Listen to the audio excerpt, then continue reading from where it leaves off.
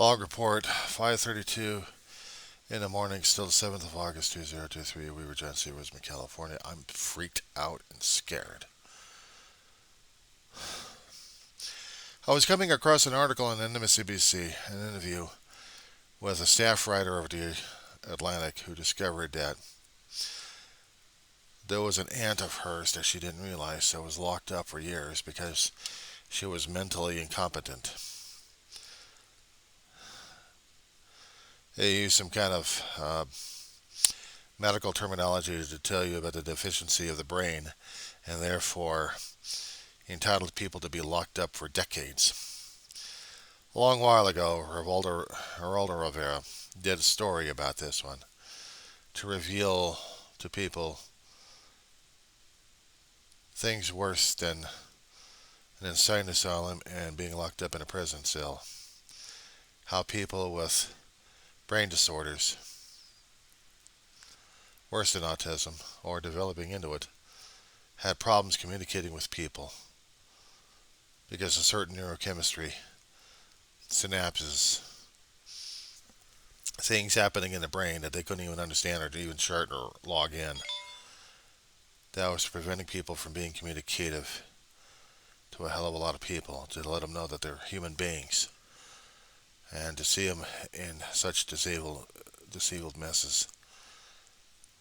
There was a picture of an aunt who was frustrated beyond recognition and all that she couldn't for years tell people what she knew, what she was seeing and observing.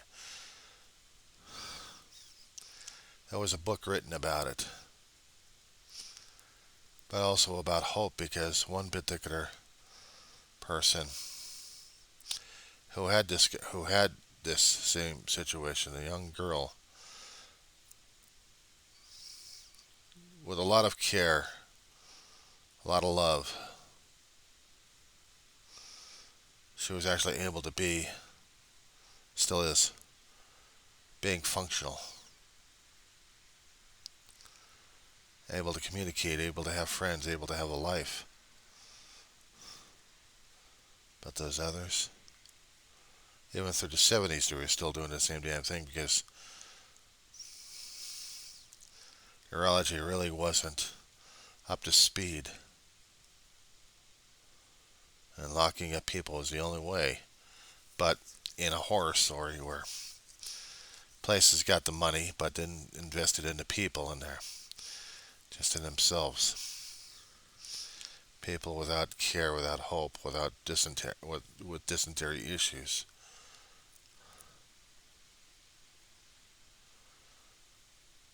Treated worse than a human being. Lesser than a human being. That hurts. Scared the hell out of me because I could have been that way a long time ago. If my mother wasn't able to deal with me, how the hell should she be able to deal with me if I actually had those kind of issues? I mean, heart issue is one thing. Getting sick all the time was stressing her out. I'm surprised she didn't put me into a damn hospital, but she was fiercely determined not to. My brother, a long time ago, did have some kind of issues going on. Emotional. But a lot of jealousy, a lot of issues happening inside him. And he had to work through them in a program. When he got out, my mother had to learn some traits to discipline the living shit out of him. My brother did have issues. Anger issues.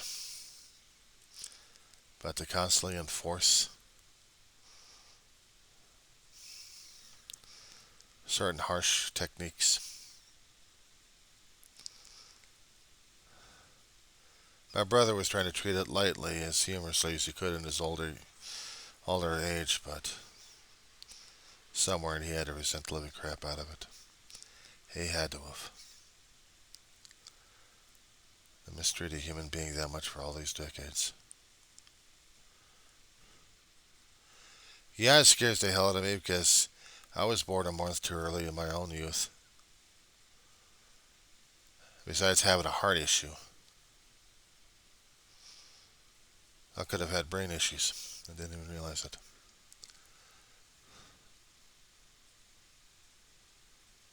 It's something of a revelation of sorts. Maybe I did and nobody else realized it. And even I didn't realize it. How could I have? Right after Ma's death, when I went over to a therapist and tried to get things squared away, at one time she pegged me for having autism.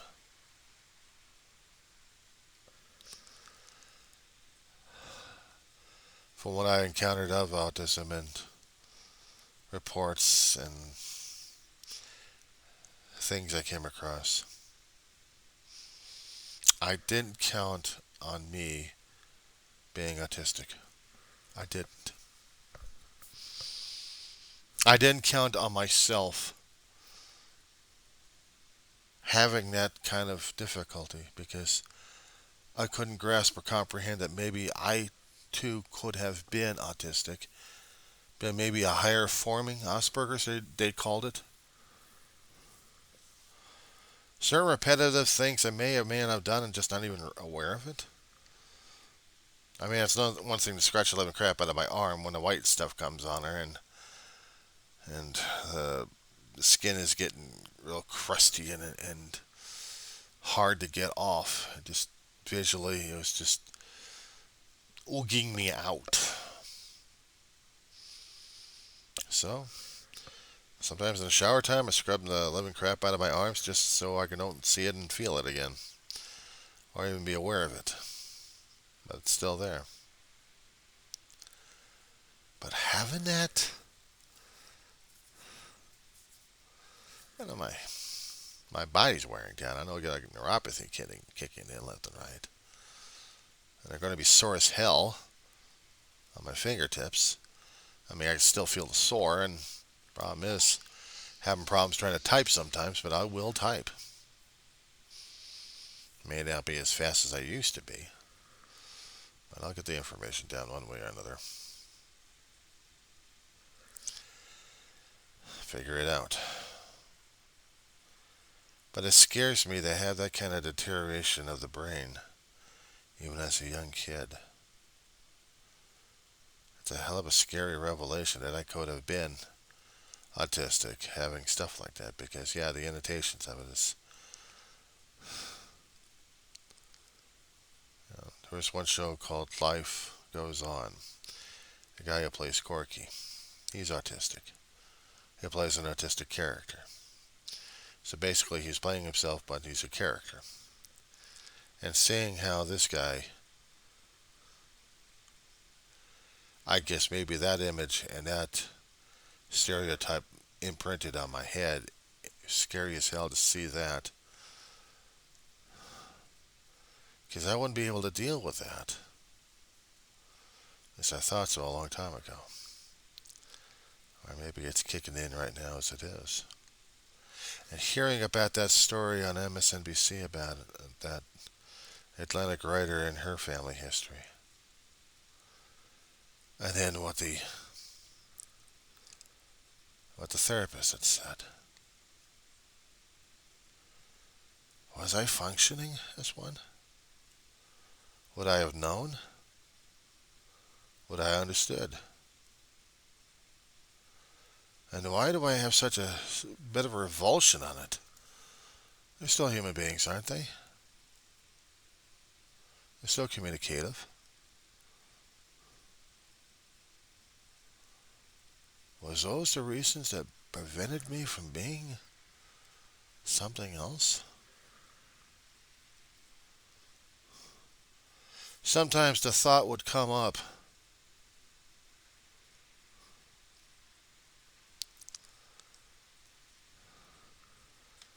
that maybe I could have been or still am. I don't even realize it. I don't recognize the patterns. I don't see anything as a pattern. Even when I was growing up, so it never occurred to me. Maybe or maybe not, I could have been. And how would that have affected me and affected my family if I actually was diagnosed a long while ago? I would have remembered that. I would have remembered the tests if there was any, and there wasn't any. There was no indication that my mother had from the doctors that I was that. There's a lot of words to use for denigration at this point. I guess maybe challenged would be the better word. There's a hell of a lot of other words to be used about it. Not so good. I know I was different. I called me a changeling, so did Dave. They joked. Maybe I was. Not with an alien, but it was something else. Maybe I was still lacking something inside of my cranium. Maybe there was something I was lacking, period. I didn't even realize it or understood it. I'm functioning now. I'm functioning now.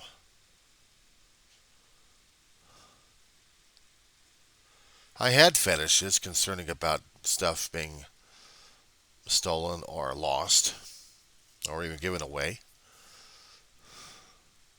I'd freak out about Lego pieces being lost. I freaked out about books being misplaced or maybe, well, not misplaced. No, actually, it just drove me crazy a bit.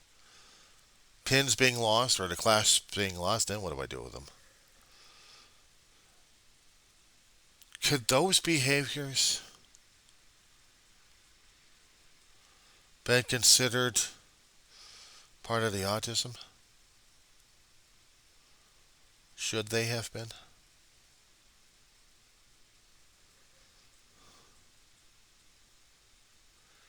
Yeah, it freaks me and scares me out. Because in the connotations and denotations concerning about this, the connotations would be that it's bad to have autism because you're not considered to be normal.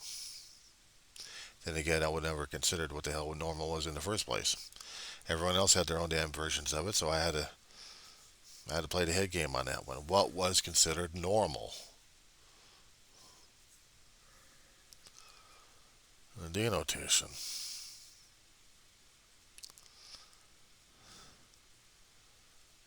Maybe I was, or maybe I wasn't. I don't know.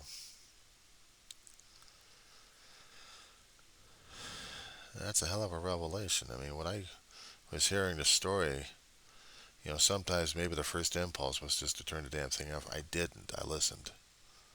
I listened to how things were going. I was listening to the story of this woman telling about her aunt being locked away. And I felt fear, and I felt horror and revulsion. Different levels at this point. I couldn't quite figure this shit out. It could have been me. It could have been me. The thought was going through my head. Still is. Could have been me. Or maybe it should have been. Maybe it should have been. If I was going to be that far gone. And I wasn't. That's the revelation. I mean, I got the other thing making me feel ashamed. Even right now, talking about it makes me feel ashamed about it. It's like a dirty secret just came out, and I should be revulsed about it. I should be vilified. I should be castrated. I should be casted out of society because maybe I was a lot different than anything else or everybody else. And the thing is, growing up, I celebrated that damn difference. I celebrated being unique. I didn't give a shit what people thought of me. Am I the monster? Decided to be an outcast of outcasts or outcast of supposedly acceptables?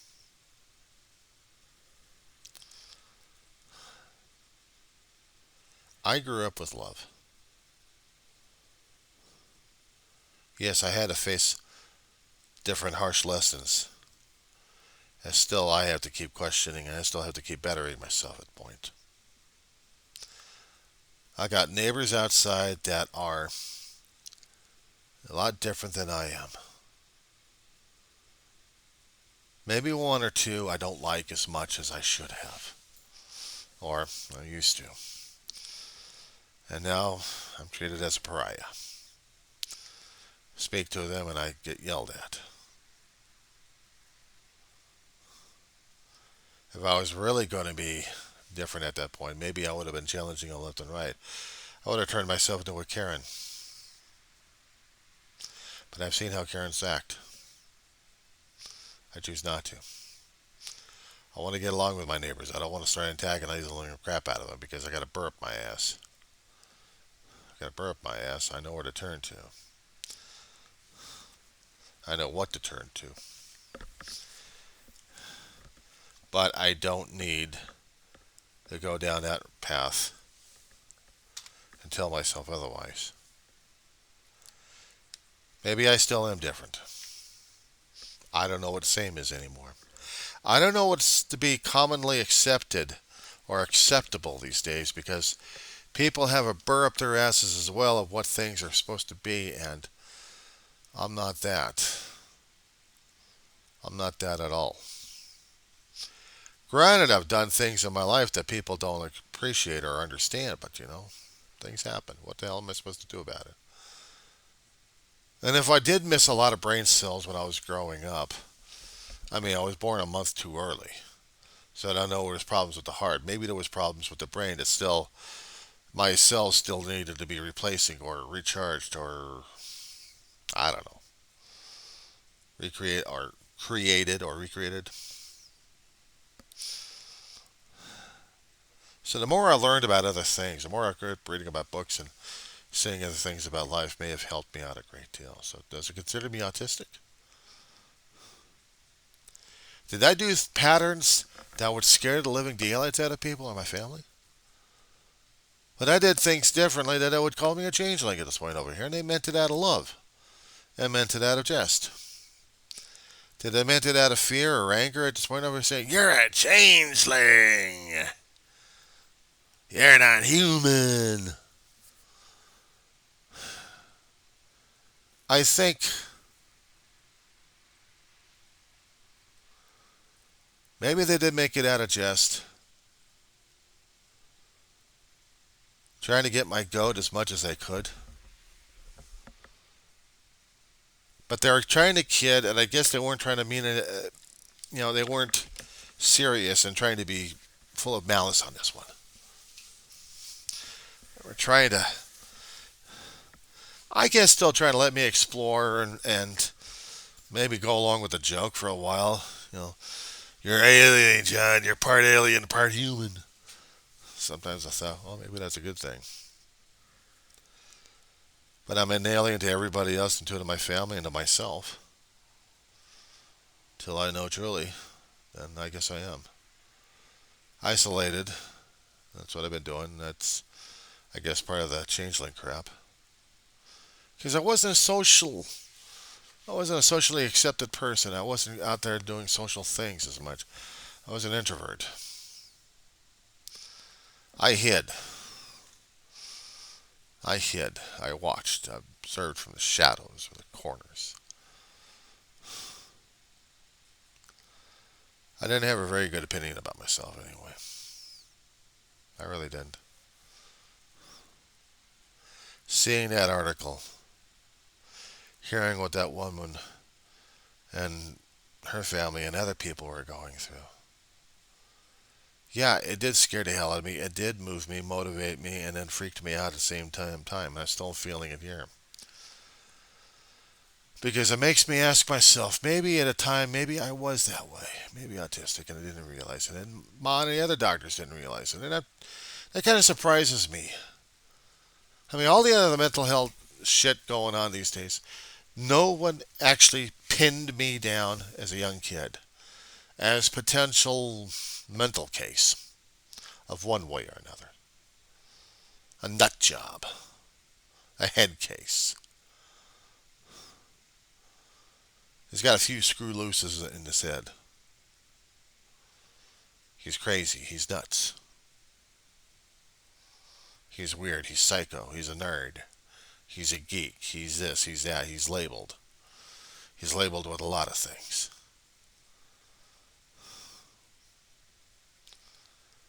Came across that and dealt with it all my life.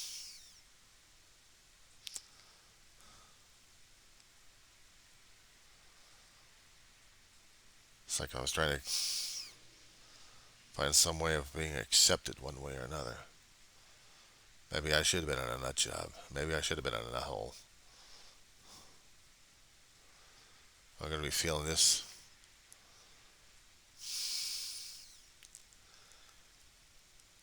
disingenuating myself. Putting myself in that kind of situation where I should have been locked up a long time ago. I just feel like I'm the worthless piece of shit like everybody else, and why should I care, and everything else. And right now, it's even easier to be in that pathway.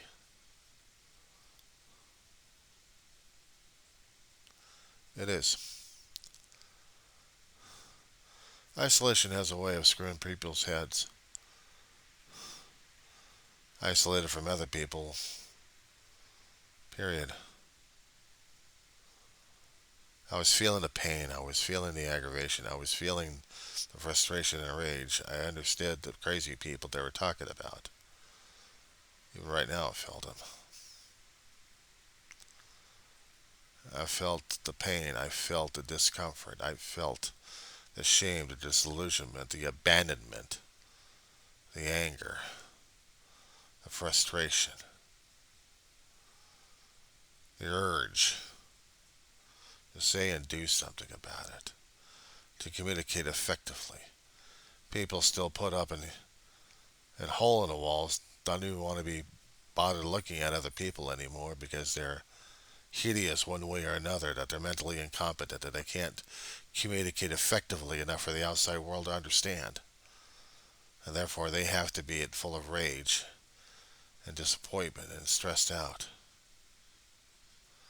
Seeing my brother that way when he started having the trans-ischemic attacks, he got pissed off a lot. Because his brain was attacked, his brain was misfiring on him, there was attacks happening and holes happening in his head, literally. That he was losing the things that he valued or took for granted a great deal. His way of communicating was the biggest one. It wasn't getting around as much. It was his frustration of trying to tell people what was on his mind. And the hardest damn thing for me to see is my brother going through that crap day by day as it was just taking him away. And he knew it. He wanted to say something and couldn't. I guess in a way that story I was seeing was a trigger. I'm feeling my brother's emotions. And understanding it more and more because I was seeing that and hearing that again. I was seeing my brother being replayed as an adult, being taken away, not growing up in an institution like that, and not able to communicate at all to people effectively enough anyway. My brother was a communicator as well. He'd tell stories. Sometimes I don't know if they were true or not. Maybe they were, and if they were, he still liked to tell them because he enjoyed it. He enjoyed it. I read. I didn't talk. I didn't talk about the stories.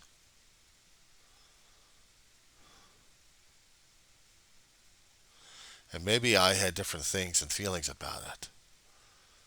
Maybe I thought David was bullshitting all this time. Sometimes I'd catch him on one story or two that he was exaggerating on. I had to correct him on it. But other things, I just let him go. That was my brother. That was my brother.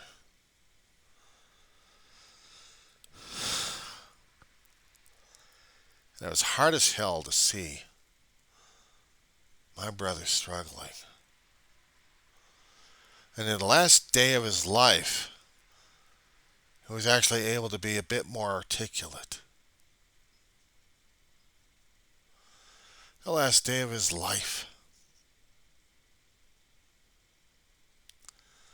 How the hell does that affect me right now?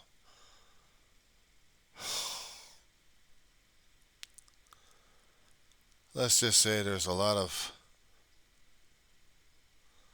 ugly feelings right now I'm going through. Pain, hurt, confusion, memories, frustration, rage. I mean, we're talking about one ugly feeling here. Just unable to tear the damn thing apart. Sadness, uncertainty, frustration, an ability to communicate it effectively, to tell people exactly what was going on in him, how he wanted to say and scream out loud that he hated being what was going on. I wish there was a way to fix the damn thing or just kill him and get it over with. I kept speculating how many times I'd gone over, just trying to figure out what the hell was going on with the side of his head. Why did he had to die that suddenly? Did he decide upon that? Did he feel like he had to? I know David was brave in a lot of things, but there was a lot of things that were scaring the living crap out of him as he got older. Things he could call as a bluff, but he really couldn't perform. He'd do the posturing, but could he actually do it? He couldn't kick as well. He couldn't hit as well. Or maybe I underestimated my brother. But when he got the trans-ischemic attacks kicking his ass,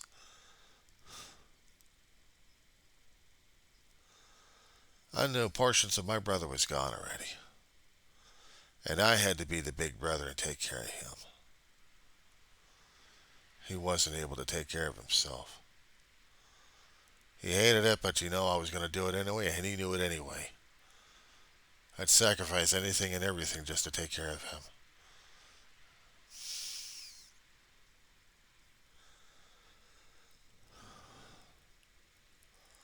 I guess maybe in a way, talking about that story, hearing and seeing that story and everything else, was bringing out shit about my brother as well, and about me.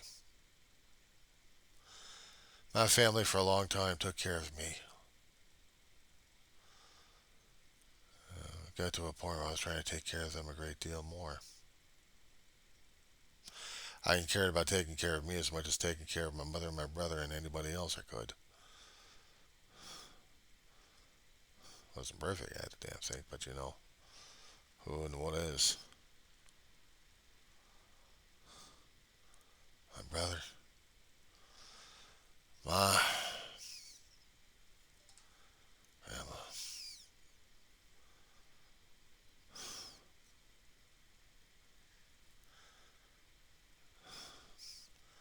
Learned what I learned. I did what I did.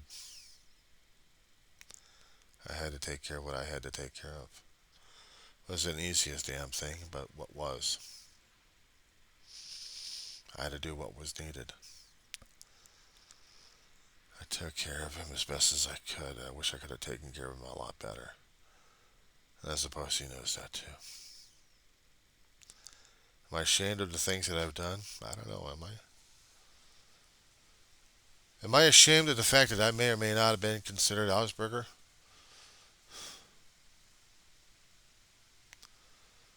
Embarrasses the hell out of me, and why should it? I've always considered autistic. Nobody else picked up on the damn shit except for one damn therapist who thought she was saying it. I didn't recognize it. Nobody else did, so why should I do it now? Would you even consider the notion of it? Is it going to change much? Is it going to change the past? No. How's it going to affect me right now? How's it going to change me right now? I don't know. How is it? Because I don't know the difference. I can't feel the difference. I don't notice it. Neither does anybody else. So it doesn't really matter. But if it strikes an emotional chord in me like this, it strikes an emotional chord. I mean, hell, if my brother was right here, I'd be trying to talk to him about this damn shit. I mean, he'd be sitting here. I'll be sitting on the other side having probably a conversation about this one. He was probably said, John, does it care? Does it matter? You're here. You're now. You're okay. You're functioning. I know, yeah, but the therapist had said. Are you going to listen to her? I don't know. Should I? I go to the therapist for sounding boards at this point over here to get the shit up my damn shit. Get it off my damn chest. I had to do it every single year for an anniversary situation regarding Ma's death. How the hell was I supposed to be able to deal with it? How the hell was I supposed to be able to deal with Ma's death, let alone my big brother's death? Somebody want to tell me that one? I did a hell of a lot of audio recordings just to get shit off my chest on a daily basis. Sometimes on an hourly basis. I am full of communication at this point over here, and yet I feel like I couldn't do that because my brother had to take all the damn oxygen away all the time. If I wanted to say something about it, maybe I was going to be able to get a word edgewise somehow. It depended more and more about an audio tape trying to get my shit out because I don't think anybody else would have understood. I don't think he would have understood or Ma would have understood. I had never been able to communicate effectively what was going on inside my head and my heart. And I wish I had. Maybe it would have brought us closer or torn us apart. I don't know. But now it seems like I got to keep gushing and gushing and gushing on audio tapes and videotapes and chewing up flash drives left and right. Jamming up YouTube with all my damn useless crap going on inside of my head. I discovered actually people are actually listening to this damn stuff and trying to figure out what the hell's going on with me. I'm still trying to figure out what the hell's going on with me.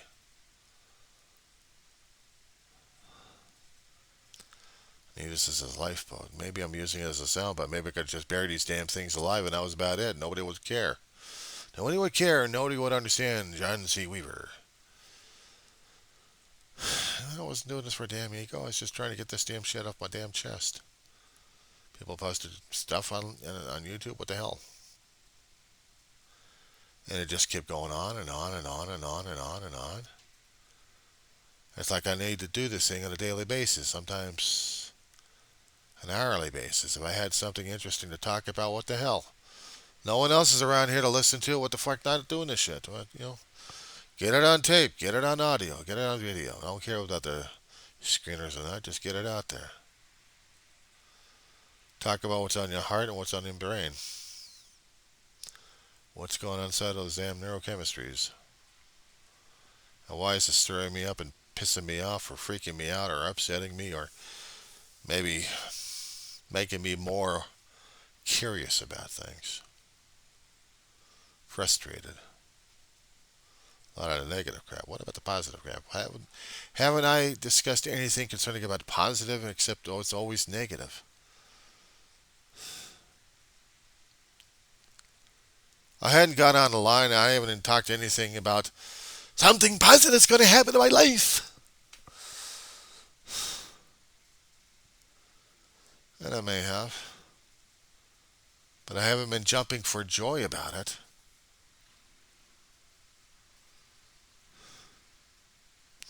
And even when I was jumping for joy, I wasn't recording as much.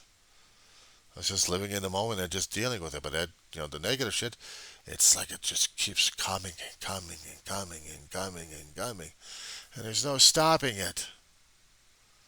I had to be depressingly miserable on a channel like this because I'm a miserably depressed person right now as it is. I have to be emoting frustration and loading it on people's mind at this point about it.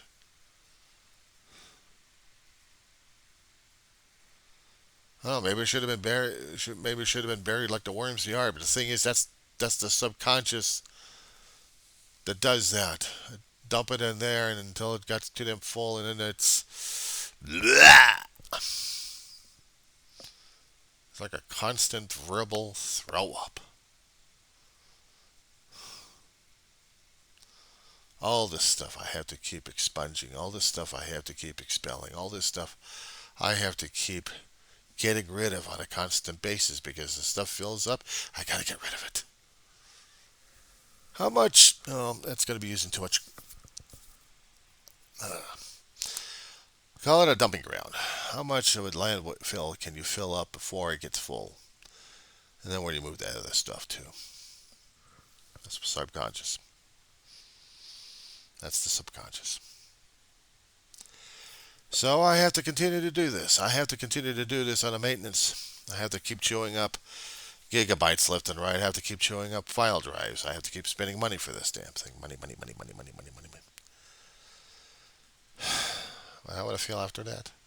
Drained, emotionally screwed up. But necessary. These are my sounding boards as well as my memories. These are my life. I'm